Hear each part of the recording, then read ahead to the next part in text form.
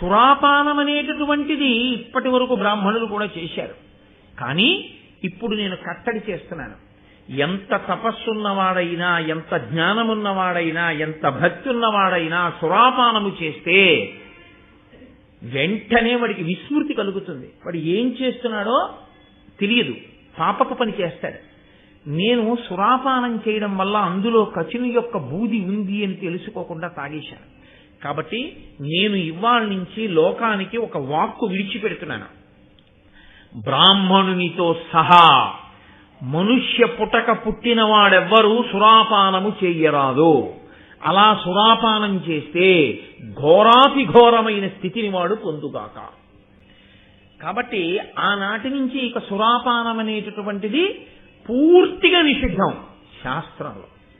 శాస్త్రమునందు అనురక్తి ఉన్నవాడైతే ఆ ఒక్క మాట చాలు, దాని జోలికి వెళ్ళకూడదు.